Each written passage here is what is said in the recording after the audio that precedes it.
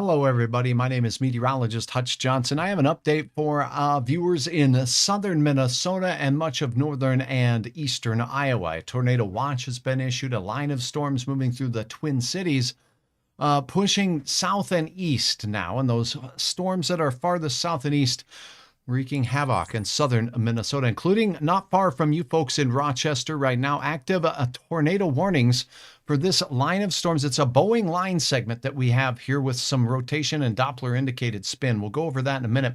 The Owatonna area, those storms are moving to the east and just about out of your neck of the woods. A brand new severe thunderstorm warning, tornado warning rather, that you see in the red box here has just been issued. And the latest on that tornado warning is showing that is a Doppler indicated tornado.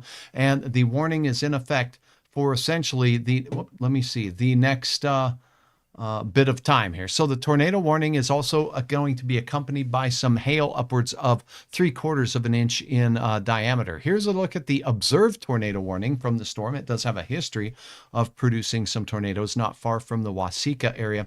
So tornado warning in effect until the time frame of 7:15, but the new one is taking its place for a Doppler indicated tornado. This was a large confirmed rain-wrapped tornado located near Waseca, 17 miles just off to the west of you in the Owatonna area, moving east at 20 miles per hour.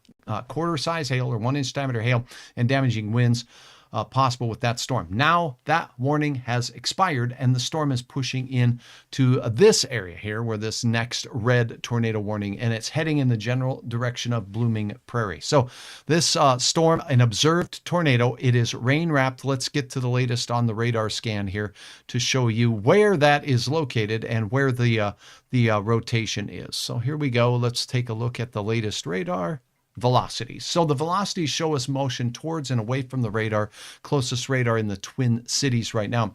We see the bright green colors here, motion toward the radar next to some motion away from the radar right here. So that is the Doppler indicated tornado. Let's go up one tilt in the cloud and see if that rotation is still evident. It is, and it is showing up right here. So in the center of this worn box is where that tornado and Doppler indicated tornado is. It's an observed tornado on the ground as well. Here's a look again at another view. This is called radial velocity, that is taking into account the motion in the storm, or storm relative radial velocity. You can see the greens and reds next to each other here. So that is a look at the location of the tight rotation, not far from Ellendale, Minnesota, north of the New Richland area. New Richland, you are in the warning. This storm is going to be heading directly towards Summit also. Now, taking a look at the speed of movement that the National Weather Service, the warning here issued by the Weather Service must be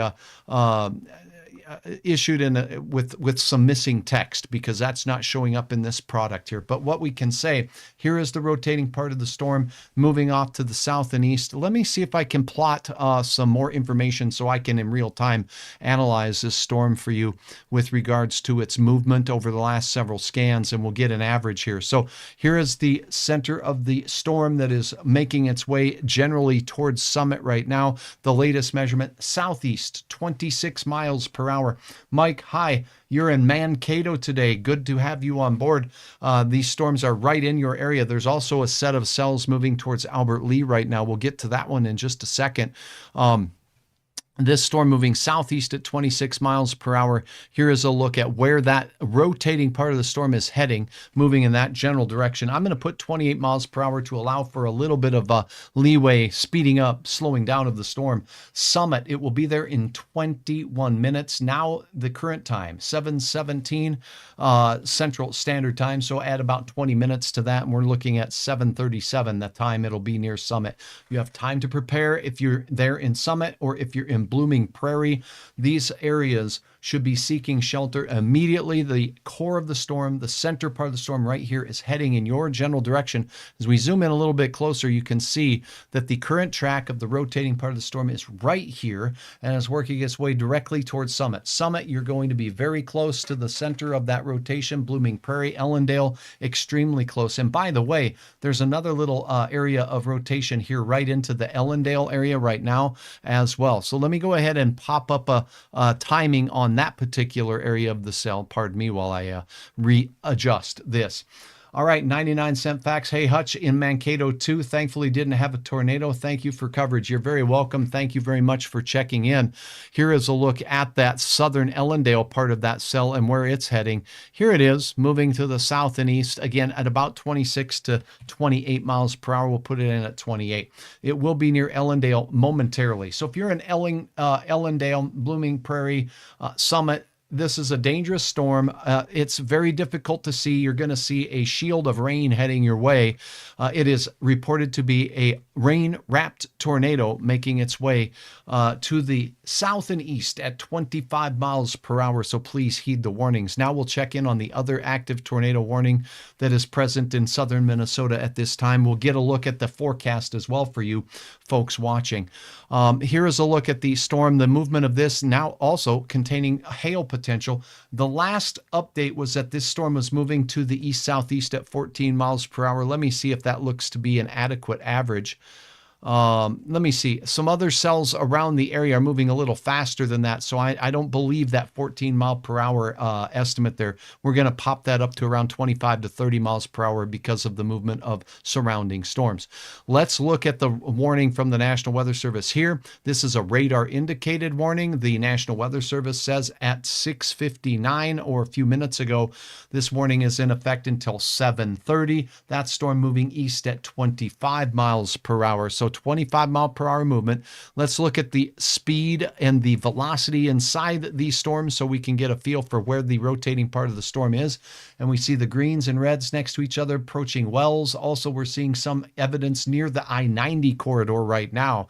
So again, we're seeing a lot of rain with this cell and may not be particularly clear or easy to visualize. So if you are in wells, if you are in the I-90 corridor, not far from Alden and points west right here, out towards Brush Creek, you should be seeking shelter in a sturdy structure on the lowest floor. A basement is the best.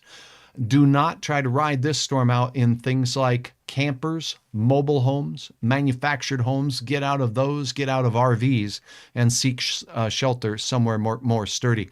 Here is a look at the timing of this rotating part of the cell now moving in the general direction of Alden. It's moving at about 20 miles per hour as well. That will put it near the Baroda area, in 12 minutes, and Alden in 24 minutes in southern Minnesota. So that is a look at where we have the storms. We do have a tornado watch for all of these red counties that you see here. And the watch is in effect, I'm pulling up temperatures here, for the next 4.5 hours. So essentially is going to be in effect for some time yet. Now let's take a look at the basic details of this storm system and its forecast. Mike Hahn says, Hutch, have relatives in Albert Lea, Austin, Rochester, and Mason City. Tried to share feedback on Facebook, but no, YouTube doesn't provide a good preview. Thanks, Mike, for letting them know that. And again, this is a broadcast that is more on a regional area, so I'm not putting this on my website right now. So it's not streaming live on my website, but you can share the YouTube link right here. And I'll go ahead and put this up. Maybe you can snapshot it or save the screen here. And this is a look at where they can follow me. It's called Hutch's Weather right here on YouTube. So again, sometimes the notifications get a little bit slower, but let's go ahead and take a look now at the modeled forecast of this storm system here in the upper Midwest. This is a look at an hourly updating model, and you can see here, I'm going to move this model just a little bit so you can see more clearly the Iowa area and the area of impact for you, Mike, and 99-cent facts. Let's take a look at this system now as we set this into motion just over the next few hours. We're not going to go into the overnight forecast in the next 24 hours. So this is the newest model. It seems to be having a very good grasp at the current location of the storm system that will be crossing into Iowa as we cross into the 1Z timeframe, or 25 or 20 or 8 p.m. So that's here in the next half hour to 45 minutes. Then it's moving in areas north of Des Moines. So Des Moines is not in the watch, but if you happen to be in parts of northeastern Iowa, including Waterloo and Dubuque, these storms will be heading in that general direction. generally on the north side, you'll still be in the watch, but this is the main event right here that will be making its way through. That's where the greatest risk of the tornadoes and the very large hail potential will be with our storms tonight. This continues at 3 o'clock. That's 10 o'clock local time into parts of Iowa. That looks to be crossing into near Waterloo and pushing on towards Dubuque and Cedar Rapids as we go a little later in time. There is a low pressure center with this, so there will be some spin into the nighttime hours, but generally as we cross into the night and the deep overnight hours, the risk will become largely damaging straight line winds with the storm. So that is a close look at the motion that is expected in the areas impacted by this, and taking you in just a little bit closer. I'm going to see if we do have any other reports coming in. So it's now a radar indicated tornado. Let me see if the Weather Service has any more details. No, something's gone on with their coding on this with regards to the tornado warning for that area. Here we have a new storm warning for Albert Lee. And I'll put the radar back up here that says tornado possible, but it's a severe thunderstorm warning. So let's get that out there for you. Here is the aerial coverage of the thunderstorm warning. It goes from Wells right into Albert Lee and near Austin. So this entire area here, including near Blue Earth and the I-90 corridor, from near Blue Earth all the way through near Austin, under a severe thunderstorm warning right now. The verbiage from the National Weather Service in Chanhassen says that a tornado is possible. We're expecting nickel-sized hail, 60-mile-per-hour wind gusts with that storm. And that storm warning expires in 50 minutes. So here is a look at the two storms that will be impacting this one little area. Tornado-warned storm on the north side had a rain-wrapped observed tornado with it. That is moving to the I-90 corridor shortly, and the I-35 corridor, rather, I'm sorry. The north-south I-35 corridor right now. And then we see this storm here that the tornado warning was just allowed to expire, and now that's replaced with this thunderstorm warning with the tornado possible. I do want to point out we have this backwards C shape to the storm cell near the Wells area. We have very bright and strong rotation being picked up by the reds and greens that you see here near Wells. So the potential for a tornado is still very active with this cell, and it would be near the Wells area heading into Alden. It looks like that's where the tightest rotation is. However, if I take Hutch's pencil out here, we could see this backwards C shape to this radar data right here. This is often associated with storms with very, very strong outflow and a strong, damaging straight line wind gust potential. So the gusty straight line winds from this storm should be making their way mainly from northwest or west-northwest to east-southeast. That would be the direction of flow that this backwards C shape would indicate to me with regards to that risk for gusty straight line winds. So gusty straight line winds, nickel-sized hail, and a possible tornado. If you're in the path of this storm moving near the Wells area right now, I would seek shelter in a very sturdy structure. I would get out of things like mobile homes and manufactured homes, RVs, campers, you name it, even semis that are traveling north and south on these through these storms.